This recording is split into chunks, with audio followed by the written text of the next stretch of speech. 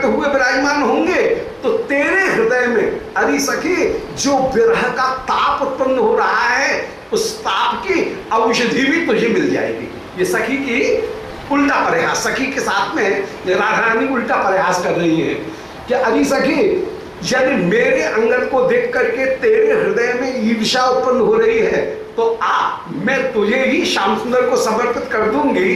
समर्पित करने पर श्याम सुंदर के बाजूबंद की छाप तेरे कपोल के ऊपर भी विराजमान हो जाएगी। फिर कपोल के ऊपर केवल बाजूबंद की छाप ही विराजमान नहीं होगी बल्कि श्याम सुंदर तुझे अनंगद ताप प्रदान करेंगे, माने कामदेव को प्रदान करेंगे, अनंग को प्रदान करते हुए विराजमान होंगे।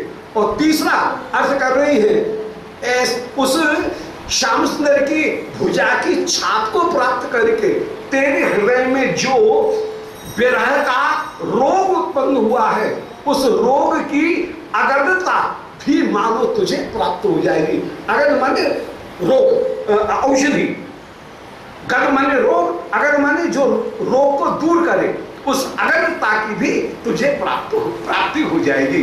तो अरे सके जा तू ही श्याम सुंदर से मिल ले।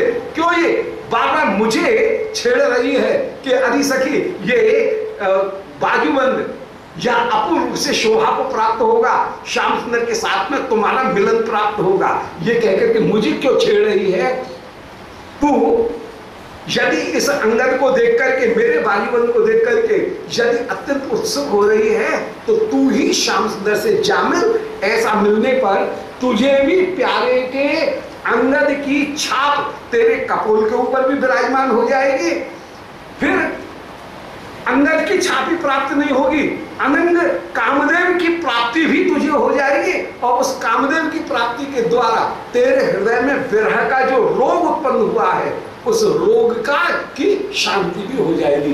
तो अंगद, अनंगद और अगध ये तीनों वस्तुएं तुझे सहज में ही प्राप्त हो जाएंगी। ऐसे शिवप्रिया जी हंसी करती हुई, उल्टी हंसी करती हुई जवाब दे रही है सखी का कि यदि रोंग चाहे अंगदता हरे, तेरे अंग समूह में हरे है अंगदता। श्री हरि के बाजुओं के अंगद की, बाजूबंद की छाप जो पड़ेगी, स्फुटम अनंगदता, वह तेरे हृदय में अनंगद माने कामदेव को ही प्रदान करने वाली होगी और उसके द्वारा अगध ताप पे भूत, वह अगध बन करके भी, औषधि बन करके भी तेरे लिए विराजमान हो जाएगी। ऐसे हंसी कर रही हैं। अब निधत तुर बल भिन्न मणि कल्पिता, सब ऐसो मणि मंजुल चूलिका, कनक चित्रित रेखे के अंचिता, अधिकला अविकला विकला समा। इसके बाद में सखियों ने श्री चंपकलता जी और इंदुलेखा जी, इन दोनों ने श्री प्रिया जी के श्रीहस्त में इंद्र नीलमणि की बड़ी सुंदर चूड़ी उनको धारण कराया। ये बाजूबंद धारण हो गए, अब बाजूबंद के बाद में चूड़ियों का नंबर आया। तो श्री किशोरी जी के श्रीहस्त में दोनों सखीगण श्री इंदुलेखा जी और चंपकलता जी, ये दोनों की दोनों चूड़ी धारण कराती हुई विराजमान हो रही है। अब चूड़ियों की शोभा का वर्णन कर रहे हैं कि निधतु मन दोनों सखियों ने धारण कराया। बल भिन्न मणि कल्पिता, जो चूड़ी है वो चूड़ी कैसी है? बलभित, बल नाम करके एक दैत्य था, उसको इंद्र ने देवासुर संग्राम में मारा था, इसलिए इंद्र का एक नाम हुआ बलभित। माने बलभित ये नाम है इंद्र, और इंद्र की मणि माने नीलम, तो नीलम की बनी हुई चूड़ी श्री किशोरी जी को उस समय धारण की। बलभिन मणि माने इंद्र नीलमणि की चूड़ियां श्री इंदुलेखा जी ने और चंपकलता जी ने शिवप्रिया जी को धारण कराई कि निधतु बलभिन मणि कल्पिता। बलभिन मणि माने इंद्रमणि, उससे कल्पित माने बनी हुई जो चूड़ियां हैं वो सब है, सब दोनों सखियों ने, बैस मन सखी उन सखियों ने शिवप्रिया जी को धारण की। कैसी चूड़ियां हैं? बड़े मणि मंजुल चूलिका, सुंदर, जिनमें और मणियां भी बीच बीच में जड़ी हुई हैं, ऐसी चूड़ियों को, चूलिका मान चूड़ी, उनको धारण कराया है। कनक चित्रित रेख के आंचिता, अब वो चूड़ी की शोभा का वर्णन कर रहे हैं। चूड़ी कैसी है कि बीच में उसमें सोने की रेखा भी विराजमान है, माने सोने के चूड़ी के भीतर इंद्र नीलमणि की सुंदर नग जिसमें जड़े हुए हैं, ऐसी चूड़ी शिवप्रिया जी को धारण कराई।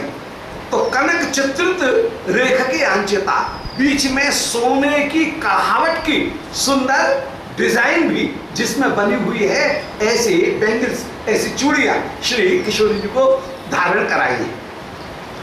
कनक चित्रित रेख की अंचिता, अधिकला, उन चूड़ियों की शोभा का क्या वर्णन किया जाए? अधिकला, श्री योगमाया के द्वारा रचित चूड़ी है, कोई यहाँ पर कोई सामान्य किसी सुनार के द्वारा बनाई हुई वे चूड़ियां नहीं है, वो तो नित्य लीला की चूड़ियां हैं। इसलिए अधिकला, जिनकी कला का कोई ठिकाना नहीं है, कला जिनमें विराजमान है। और अविकला, विकलता माने जिनमें बनावट में कोई भी तनिक भी दोष नहीं है। अविकला, विकलता जिसमें नहीं है, दोष नहीं है, ऐसी वे चूड़ियां हैं। जो फिर और चूड़ियां कैसी हैं, उनकी एक विशेषता और बता रहे हैं कि विकला, विकला माने जो चंचल होकर के विराजमान है, ऐसी चंचल सारी उत्तमताओं से युक्त और जो कलात्मक होकर के विराजमान है, और साथ के साथ में समा, सारी चूड़ियां एक डिजाइन की बनी हुई हैं, समा है। तो चूड़ियों की चार विशेषता बताई। अधिकला, कला से युक्त हैं। अविकला मानो उनमें कोई बनावट में, उनके स्वरूप में कोई भी कमी नहीं है। अविकला माने उत्तम है। विकला माने चंचल होकर के झणत्कार करने वाली वे चूड़ी है। और समा माने एक रूप होकर के विराजमान है। ऐसी चूड़ियों को उस समय श्री चंपकलता जी और इंदुलेखा जी, इन दोनों ने श्री किशोरी जी को धारण कराया। दोबारा सुन ले कि निधतु माने धारण कराया, बलभिन मणि कल्पिता, बलभिन माने इंद्र नीलमणि से कल्पित है वे चूड़ियां। बलभिन मणि माने इंद्र की मणि, माने नीलम, उस नीलम से बनी हुई है। सब ऐसो मणि मंजुल चूलिका, वे सखियों ने मणि की मंजुल चूड़ी धारण कराई हैं। कनक चित्रित रेख के अंचिता, जो सोने की सुंदर रेखा से युक्त होकर के विराजमान, जिनमें सोने की कढ़ावट वो विराजमान है। और अधिकला, कलात्मक में चूड़ियां हैं। अविकला, जिनकी उत्तमता में जरा भी कमी नहीं है। और विकला, जो चंचल होकर के झणत्कार करते हुए विराजमान है। और समा माने एक सी चूड़ी है। ऐसी चूड़ियों को श्री प्रिया जी के श्रीहस्त में धारण कराया है। विशेष रूप से इस समय 8 चूड़ी उनको विशेष रूप से धारण कराए। और भी चूड़ी है, परंतु ऊपर जैसे कड़ा, फिर बीच में चूड़ी, फिर बंद, उनको धारण कराते हुए विराजमान हो रही है। ऐसी सुंदर चूड़ियां धारण कराई हैं। अब उन चूड़ियों को जब धारण कराया तो एक बिंब बड़ा सुंदर है। उस समय की शोभा किशोरी जी की बड़ी सुंदर है कि श्री सखियों ने या किशोरी जी ने अपने तर्जनी उंगली और अंगूठा, इन दोनों से पकड़ करके उन चूड़ियों को ऊपर सरकाया। बुझा? अंगूठा और उंगली, इनसे पकड़ करके चूड़ियों को जब चूड़ी पहनाई गई तो तर्जनी और अंगूठा, इनके द्वारा सहारे से चूड़ी को ऊपर सरकाया गया। अब इनको देख करके कल्पना, एक शोभा प्रकट हो रही है कि हाथ जो है, हथेली प्रिया जी की, वो तो हो गई कमल, और उस श्री प्रिया जी के 2 नख, अंगूठा का नख और तर्जनी उंगली का नख, जिनसे पकड़ करके वो चूड़ियों को ऊपर सरकाया है प्रिया जी ने। वो दो नख हो गए मानो हंस। दो चित्र देखिए बड़ा सुंदर है। तो चूड़ी धारण कराई तो शिवप्रिया जी ने नख और इनसे चूड़ी को ऊपर सरकाया, तो श्रीहस्त तो हो गया है कमल और नख हो गए दो हंस।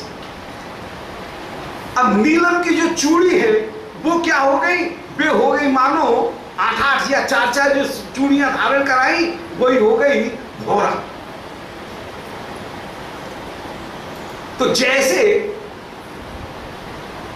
कोई भौरा, कुछ भौरों का झुंड कमल के ऊपर एकाएक जैसे टूट पड़ा हो, तो वहां पर विराजमान, कमल के पास में विराजमान दो हंस, वे जैसे उन भौरों को फड़फड़ा करके अपना मुंह हिला करके जैसे भौरों को हटाएं, ऐसे ही श्री प्रिया के श्रीहस्त रूपी कमल के ऊपर जब चूड़ियां चढ़ाई गई तो चूड़ी चढ़ाने में वो चूड़ियां हो गई भौरा, और उन भौरों के कारण जो नख जो हैं उनको कहीं कठिनाई हो रही है, इसलिए नखों ने उन भौरों को दूर करने के लिए, हंसों ने उन भौरों को दूर करने के लिए मानो चेष्टा की, और जब चेष्टा की तो चेष्टा करने पर चूड़ी भीतर सरक गई। अब सरक करके कहां आ गई, अभी तक सही चूड़ी कमल के ऊपर, श्रीहस्त के ऊपर, अब चूड़ी आ गई कहां, पहुंची के ऊपर। तो नख से जिस समय चूड़ियों को ऊपर सरकाया गया तो वे चूड़ियां श्रीहस्त रूपी कमल से सरक करके कलाई में पहुंच गई। इसी तरह से मानो हंस के द्वारा, हंसों के दो नख, उनके द्वारा चूड़ी रूपी भौरों को जिस समय भगाया गया तो वे चूड़ियां कहीं भागी नहीं, बल्कि वे सरक करके उल्टी वे शिवप्रिया की भुजा रूपी मृणाल के ऊपर, भुजा रूपी कमल नाल के ऊपर आकर के वे भौरे टिक गए। अब वो जो दो हंस थे उनको एक भ्रम हो गया, और वो भ्रम ये हो गया कि जैसे ये लाल कमल है ऐसे इस कमल के पास में ये चूड़ियां नहीं है, ये मानो नीला कमल है, ये इंदिवर है। इसलिए इंदिवर होने के कारण अब वो जो नख हैं वे नख उन चूड़ियों को बार बार सरका नहीं रहे हैं। एक बार जब सरक गई कमल से, उनका जो अपना क्षेत्र था, उनके अधिकार का जो क्षेत्र था, उससे नखों के अधिकार का जो क्षेत्र था श्रीहस्त, उससे सरक कर के चूड़ी जब कलाई पर पहुंच गई उस समय उन नखों को ये लग रहा है कि मानो ये चूड़ियां भी तो ये भी कहीं कमल है, नील कमल है, लाल कमल से हट करके वे नील कमल कहीं पास में खिले हुए हैं, इसलिए अब वे नख उन चूड़ियों को नहीं सरका रहे हैं, मानो वे हंस उन भ्रमरों को नहीं सरका रहे हैं, और उन भ्रमरों को नील कमल मान करके ये अपने उस कमल के ऊपर, श्रीहस्त के ऊपर ही जहां बैठ करके मधुपान कर रहे थे, वे हंस उस रस का पान करते हुए कमल, उस कमल के माधुर्य का पान करते हुए ये विराजमान है। तो काव्य में एक प्रशस्ति है कि जहां कमल खंड होते हैं वहां पर हंस रहते हैं। हंस कमल की नाल से टपकने वाले जो, या कमल के ऊपर से टपकने वाले जो रस हैं, दूध, उसका पान करते हैं। नीर क्षीर विवेक ये हंस की प्रसिद्धि है।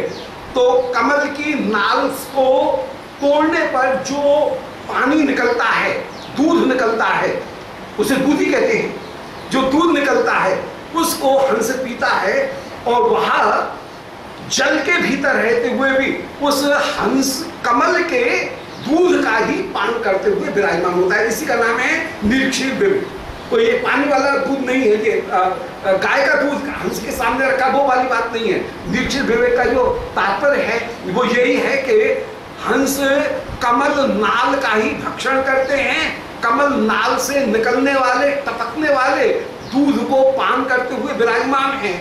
और उनकी ये सामर्थ्य होती है कि जल के भीतर भी यदि कमल नाल से निकला हुआ दूध है तो वे जल को नहीं पिएंगे, उस दूध को पी लेंगे। ये निरक्षर विवेक हंस की बात हुई। तो यहां पर उसी रूपक को अपनाते हुए कि हंस तो श्री प्रिया जी के नख के दोनों जो नख चिन्ह नख हैं, तर्जनी के और अंगूठे के, जिनके द्वारा चूड़ी को धारण कर रही हैं, चूड़ियों को भीतर सरकाती हुई विराजमान हो रही हैं, वे नख तो हो गए हंस, चूड़ियां हो गई एक भ्रमरों का समूह। तो जिस समय चूड़ियों को पहनाया गया उस समय मानो भौरे हंस उस कमल के ऊपर एक साथ आए। अब कमल है संपत्ति हंस की, तो अपने स्थान पर किसी दूसरे को आता हुआ देखेगा तो जो हंस है वो तो कहीं ना कहीं प्रयत्न करेगा उनको भगाने का। तो नख रूपी दोनों हंसों ने नीली चूड़ी रूपी, इंद्र नीलमणि की चूड़ी रूपी उन भौरों के समूह को भगाने का प्रयत्न किया। जब भगाने का प्रयत्न किया तो भौरों के स्वरूप, भौरों के भौरे रूपी जो चूड़ियां थी वे सरक करके कहाँ आ गई, कलाई पर आ गई। उस समय कलाई में आकर के वे वहीं टिक गई।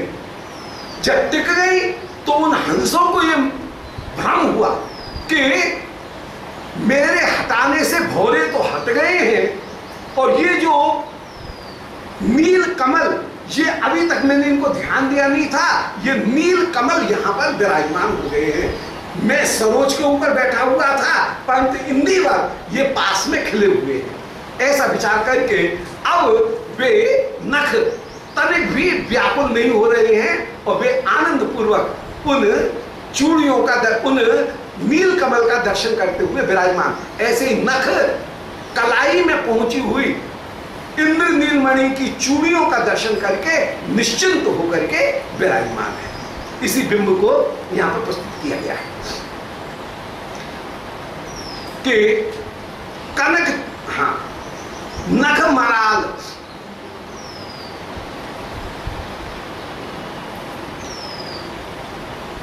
नख मराल सुतई अपसारिता। श्री किशोरी जी के नख वे ही मानो मराल सुत हैं, माने हंसों के पुत्र हैं। नख मराल सुतई अपसारिता, और उनके द्वारा अपसारित कौन हुए हैं, हटाए कौन गए हैं, ऊपर गई अत लालसी एवं किम,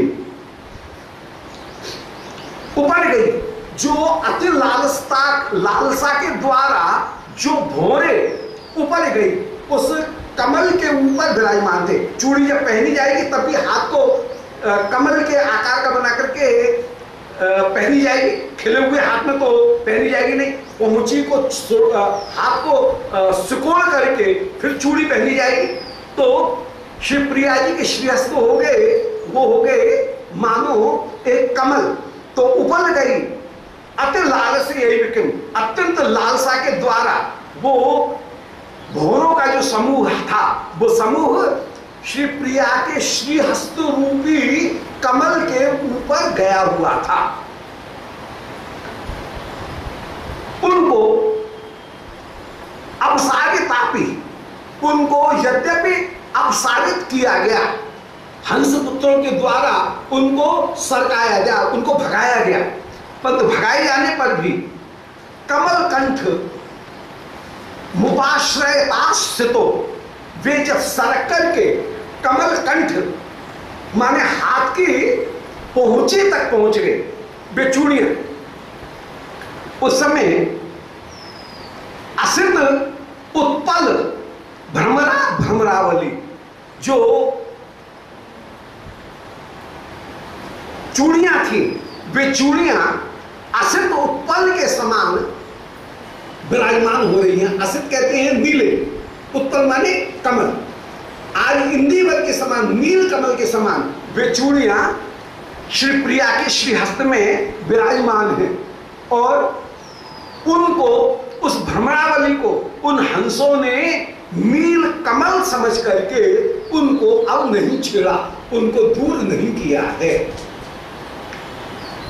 तो अपसारित होने पर भी, सरकाए जाने पर भी हाथ की पहुंची में पहुंच करके वे जो कमल हैं, वे कमल आज विराजमान हैं और वो अपूर्ण रूप से विराजमान है। तो उत्पल दल भ्रमरावली, तो भ्रमम राति इति भ्रमरा, भ्रम को प्रदान करने वाले होकर के ही वे भ्रमरावली विराजमान हुई। जो ऊपर पहले कमल के ऊपर जो भ्रमरावली आई थी, वो अब कमल के कंठ में पहुंच करके, माने नीचे पहुंच करके आज वो नील कमल के समान विराजमान हुए। भौरों की वो पंक्ति नील कमल के समान विराजमान हुई। तो यहां पर भ्रम नाम करके अलंकार, भ्रम अलंकार वहां होता है जहां किसी वस्तु में कोई दूसरी वस्तु की का भ्रम हो जाए। तो है वे भौरा, परंतु आज उन हंसों को भ्रम हो गया है क्या कि भौरा नहीं है बल्कि ये नील कमल है। तो रूपक में ही ये भ्रम अलंकार जो है वो भ्रम अलंकार विराजमान हो गया। जैसे कभी ले मोती कर में करत तू मुक्ता को मोल, ये भ्रम अलंकार है। कोई सखी अपने हाथ में मोती ली हुई थी और हाथ की लगोई के कारण वो जो मोती थे वे लाल दिखने लगे। तो जब लाल दिखने लगे तो कह रहे हैं ये मूंगा क्या भाव है। किसी दुकानदार के पास में जैसे कोई गई या कोई सखी से जैसे कोई चीज ली जा रही है परस्पर, तो एक सखी ने श्री किशोरी जी ने उस समय किशोरी जी के हाथ में किसी सखी ने कोई मोती रखा और कहा अरे सखी ये ले, मैं तेरे लिए रत्न लाई। और श्री किशोरी जी कहें, बोले अरे सखी ये तू मूंगा कहां से ले आई, कितने का है मूंगा। तो वो सखी हंसती हुई कह रही है, बोले अरे बाबरी ये मूंगा नहीं है, ये मोती है। पर तो तूने अपने हाथ के ऊपर रखा है उस मोती को, हाथ की ललोई के कारण मोती लाल रंग का दिख रहा है, लाल रंग का होता है मूंगा। तो तू ले मोती कर में करत तू मूंगा को मोल, मोती को लेकर के मूंगा का मोल करे, इसको कहते हैं भ्रम अलंकार। ऐसे ही हैं वे भौरा, चूड़ियां वे हैं काले रंग के भ्रमर। काले रंग के क्यों हैं? क्योंकि चूड़ियां भी बनी हुई हैं इंद्रनील मणि की, इसलिए चूड़ियां हो गई एक भ्रमरों का समूह। और वे जब नीचे पहुंची तो हंसों को भ्रम हो गया। हंस कौन है? बोले सखियों की श्रीहस्ती की उंगलियों की उंगलियों के नाखून, जो नखे हैं वे नख हो गए हंस। उन हंसों को लेकर के जिस समय उन चूड़ियों को नीचे सरकाया तो वे कलाई में जाकर के चूड़ियां अटक गई। तो हंसों को क्या भ्रम हो गया कि भौरे तो भग गए हैं और ये जो हाथ में चूड़ी दिख रही है ये तो चूड़ियों को वे समझने लग जाते हैं कि ये है नील कमल। तो नील कमल के समान वे सुशोभित हो रहे हैं। ये अपूर्व शोभा, इसलिए भ्रम नाम करके जो अलंकार है वो भ्रम नाम करके अलंकार यहां पर हो गया। स्फटिक मणि को यदि स्फटिक मणि है और उसको लाल कपड़े के ऊपर रखा जाए तो स्फटिक मणि का रंग कैसे दिखेगा? लाल दिखेगा। मखमल के कारण जैसे मणि का रंग, बिल्लौर का रंग लाल दिखेगा। नीले कपड़े के ऊपर रखोगे तो नीला दिखने लगेगा, पीले के ऊपर रखोगे तो पीला दिखने लगेगा।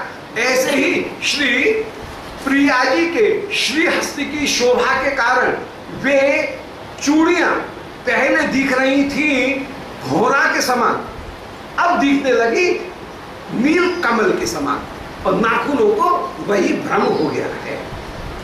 इस प्रकार कल्पना कर रहे हैं, इस प्रकार उन नख की शोभा का वर्णन कर रहे हैं। आगे वर्णन कर रहे हैं कि वलय कंकण दंभत एव सा प्रिय बपुर पसन द्युति मालका। स्वमणि मंद गता अकरोद इयम जप कृताम प्रकृति ही प्रकृति स्तोता।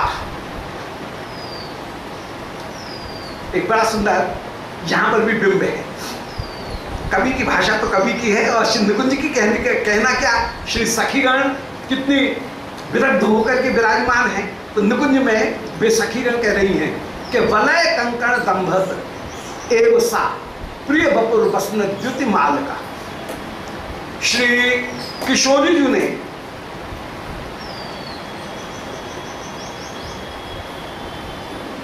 जो वलय कंकण इनको धारण किया है और प्रिया जी ने नीलांबर धारण किया हुआ है, तो चूड़ी भी इंद्रनीलमणि की और जो साड़ी भी धारण कर रखी है किशोरी जी ने वो भी नीले रंग की धारण कर रखी है। क्योंकि नीले रंग की चूड़ी, नीले रंग के साड़ी, इनको श्री प्रिया क्यों धारण कर रही है? बोले उसका कारण है नीले रंग से इनको इतनी प्रीति है कि जहां भी नीला रंग दिखती है, श्याम रंग दिखती है, उस श्याम रंग से प्रीति करने लग जाती है। श्री राधा सदा निधि में सखी यही प्रयास करती हुई कह रही है, बोले अरे सखी, मान किशोरी जी मान धारण करके कभी विराजमान हुई और वहां पर सखी प्रिया को मनाती हुई कह रही है, बोले अरे सखी, तुझे कृष्ण नाम अत्यंत प्यारा, तू नीलांबर धारण करती है, तेरे आभूषण जो हैं उनमें भी हर जगह नीलमणि कहीं ना कहीं जड़ी हुई है। कान का कुंडल है तो ऊपर का कुंडल तो होगा सोने का, परंतु उसका बीच का जो नग होगा वो नीलम का होगा। ऐसे प्रिया जो वक्षस्थल के ऊपर हार धारण करती है तो हार भले सोने का हो, कोई दूसरे रत्न का भी हो, परंतु उसके बीच में जो मणि है वो नीलम की होगी। प्रत्येक आभूषण में कहीं न कहीं नीलम का प्रयोग अवश्य है। तो तुझे आभूषण में भी अत्यंत अत्यंत नीलता विराजमान है। फिर तुझे शुक्ल रात्रि की जगह तुझे कृष्णाभिसार का बनना काली रात्रि अभिसार करने में ज्यादा प्रिय है, क्योंकि शाम अभिसार का बनने में, कृष्णाभिसार का बनने में पकड़े जाने का धैर्य नहीं होता है, अपने आप को छिपाए रखने का, अंधकार में अपने आप को छिपा सकने का कहीं सुविधा प्राप्त है। इसलिए तू काली रात्रि को पसंद करती है, शाम साड़ी को पसंद करती है, आभूषणों में भी नीलम को धारण करके विराजमान, नाम भी तेरा कृष्णा है, फिर आज कृष्ण से मान करके क्यों बैठी है? ये सखी हंसी करके भी विराजमान और शिवप्रिया को मनाती है, बोले अरे सखी, इसलिए देर मत कर, चल चल श्याम सुंदर के पास में चल। तो श्री सुधानिधि जी में ऐसा राधा रस सुधानिधि में ऐसा वर्णन करते हुए विराजमान हो गए सखी के वचन। तो यहाँ पर भी वही उसी भाव को लेकर के विराजमान है कि श्री प्रिया ने हाथ में जो चूड़ी धारण कर रखी है वो भी इंद्रनीलमणि की, साड़ी जो धारण कर रखी है वो भी नीले रंग की साड़ी धारण करके विराजमान है। तो वलय कंकण दंभ तो एव सा प्रिय बपुर बसन द्युति मालका। श्री श्याम सुंदर के श्री अंग की जो द्युति है माने नील कांति, उसको भी बसन माने अपनी साड़ी के माध्यम से और वलय कंकण के माध्यम से, वलय माने हाथ की चूड़ियों के माध्यम से, कंकण कड़ूलाओं के माध्यम से और आभूषणों में भी जड़े हुए नीलम के रत्न के माध्यम से कृष्ण की कांत द्युति को ही धारण करके अरे सखी तू विराजमान है। मणिबंध गता अकरोत इयम, आज मानो तूने उन्हीं प्यारे को, प्यारे की कांति को, जिसका तूने स्वमणि बंध गता, अपने मणिबंध में उस चूड़ी को भी आज धारण कर लिया है। चूड़ी के रूप में तूने प्यारे की अंग कांति को ही अरे सखी धारण कर लिया है। क्यों? बोले प्रायः जप करने वालों का एक स्वभाव है कि हाथ में जो माला लेकर के जप कर रहे हैं उसी माला को वे जप करते करते अपने हाथ में पो लेते हैं। तो जैसे जप करने वाला व्यक्ति माला करते करते माला को अपने हाथ में पो लेता है, हाथ में लपेट लेता है, ऐसे ही जप कृताम प्रकृति ही प्रकृति स्तुता, जप करने वालों की यह प्रकृति है, स्वभाव है, और इस स्वभाव को प्रकृति स्तुता, प्रकृष्ट कृति भी स्तुता, जो महापुरुष है प्रकृष्ट प्रकृति, कृति माने भाग्यशाली, जो प्रकृष्ट भाग्यशाली जन है उन्होंने इस प्रकृति की स्तुति की है, इस स्वभाव की स्तुति की है कि वे माला करते करते उस माला को अपने हाथ में लपेट लेते हैं। ऐसे ही तूने भी प्यारे का स्मरण करते करते ही प्यारे की अंग कांति को आत्मसात करने की लोभ में ही पहले तो नीले रंग की